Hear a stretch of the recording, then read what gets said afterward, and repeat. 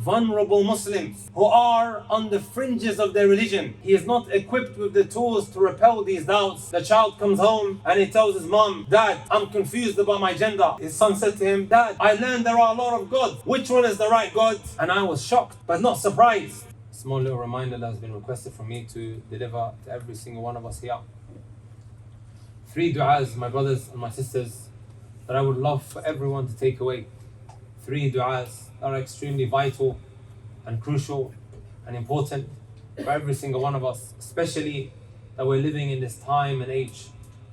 The first du'a, and this is something that Allah subhanahu wa ta'ala instructed His Prophet Muhammad sallallahu alayhi wasallam to ask him for.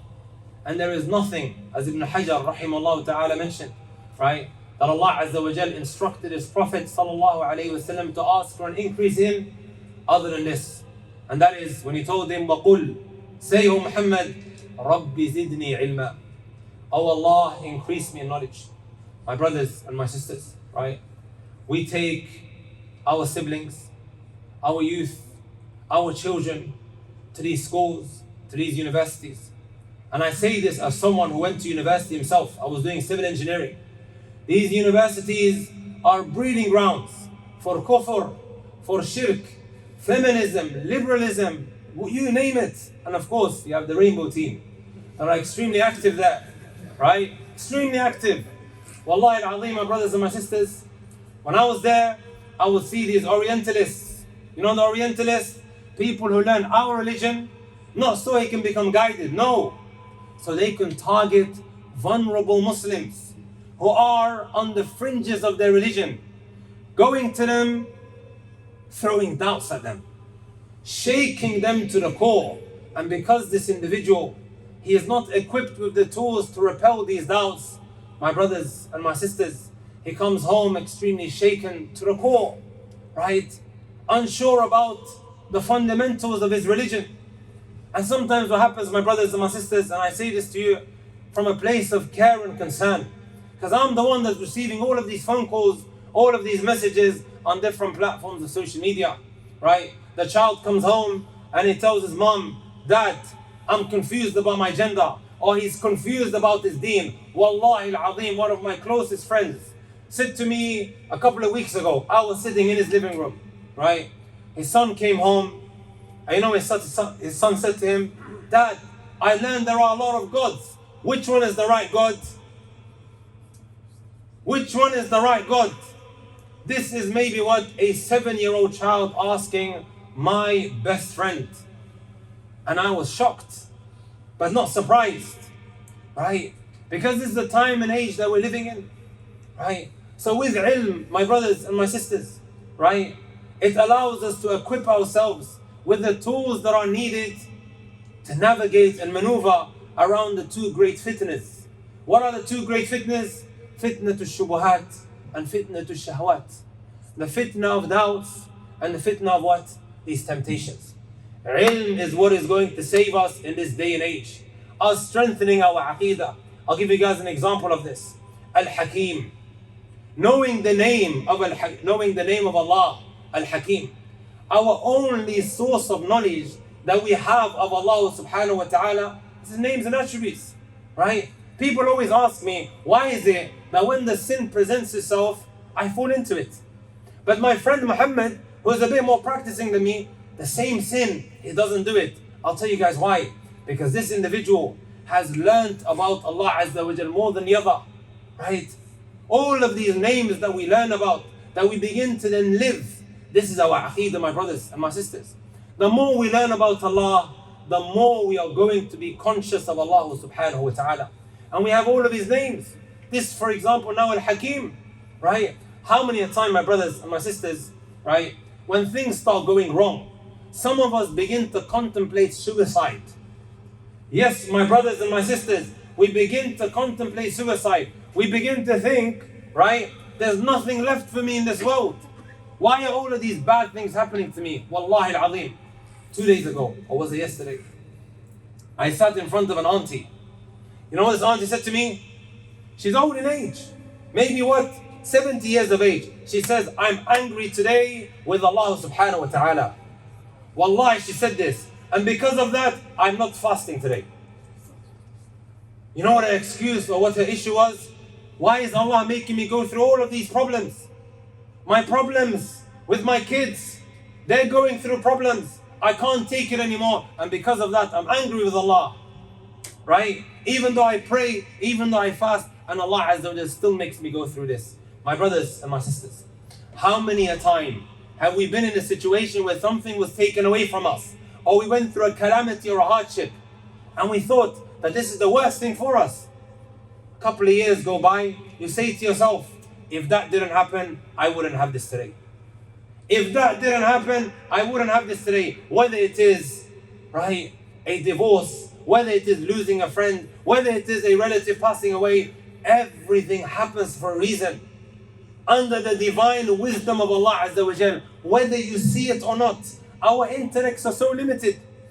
If our eyesight is limited, our ears are limited. Why do we fail to accept, and the atheist fails to accept, that your mind and your intellect is limited as well? Sometimes we just don't see it, right? That's why it's very, very important, my brothers and my sisters, to learn knowledge, to learn about our fundamentals, our belief about Allah subhanahu wa ta'ala. Second one, my brothers and my sisters, that which pertains to the heart. If our hearts are not soft and tender and cleansed from the filth and the evil, that ilm will not settle in the heart, right? This is why the Prophet ﷺ will make this dua: Allahumma ati nafsi taqwaha wa zakkiha anta khayru man zakkaha anta waliyuha wa mawlaha. Oh Allah, grant my heart the taqwa, purify it. You are the best of those who purify. You are its protector and you are its guardian. يوم لا ينفع مال ولا بنون. The day when your children and your wealth are not going to benefit you. إلا من أتى الله بقلب سليم. Except the one who meets Allah with a heart that is sound, that is cleansed from kufr, from shirk, from innovations, from major sins. This is the type of heart that is going to get us into Al-Jannah. And this is the kind of heart, my brothers and my sisters, that the ilm will easily settle in. This is why we go through heart therapy. We speak about the heart a lot. We do series on it, because if it's not clean, that which we are in need of so much, which is the ilm, will struggle to settle in that heart. Hence why we will end up struggling. And last but not least, my brothers and my sisters, this is a dua that everyone's memorized. Right? Allahumma innaka afoon tuhibbul afwa fa'fu anni. Right? Oh Allah subhanahu wa ta'ala, you pardon, you love to pardon, so pardon me. Right? Tell you guys a story, inshallah ta'ala, and we'll conclude. One of our mashayikh in the Prophet sallallahu alaihi wasallam's masjid, he said once on the 27th night of Ramadan, him and his father, right, they were on their way to the Haram. Shaykh Abdul Razak al-Badr tells that him and his father, they were on their way to the Haram. While they were going towards the Haram, they saw a group of young men who were blasting music in the car on the 27th night. So this Shaykh, Hafidhullah Ta'ala, went to them, said, guys, if you're not going to have ihtiram, respect for yourselves, at least turn the music down, because it's such an important, beautiful night, right? It's a sacred night. And they switched it off. But before he left them, he asked every single one of them to recite or to utter this dua, Allahumma innaka afuwun tuhibbul afwa fa'fu anni. He didn't leave them till all of them were able to do so, right? Shaykh says, I left. A couple of years later, I visited his da'wah center. And in this da'wah center, a brother approached him and said, Shaykh, do you remember me? Shaykh said, no. Right. You came up to us on that night, 27th, while we were blasting music, and you advised us to read this dua. When you left, I kept on repeating it all the way up until the night finished. And I just seen my life take a turn for the better. Some of us are addicts. Some of us, my brothers and my sisters, and when I say addicts, I'm not talking about, right, the nitty that we see rolling around at the bus stop. I'm speaking about the addictions that we have. Social media, adult content, we have issues. And we know it, I know it, and you know it, my brothers and my sisters. Sins that are destroying us in these remaining Maybe it's only 24 hours.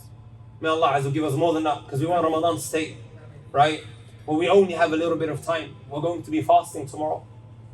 From the time you start all the way till the time you break your fast, your dua has been accepted. As the Messenger ﷺ said, ثَلَاثَةٌ لَا تُرَدُّ دَعْوَتُهُم. 3 people the dua won't be rejected. One of them is الصائم حتى يفطر. The one who's fasting until he breaks it, right? If you really, really badly want something from Allah, keep asking, my brothers and my sisters, right? And ask Allah Azza wa Jalla to pardon you.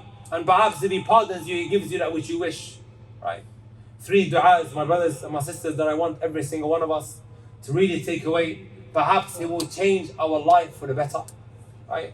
Jazakumullah khair for listening. Subhanakallah bihamdik. Shukran la ilaha illa anta astaghfiruka.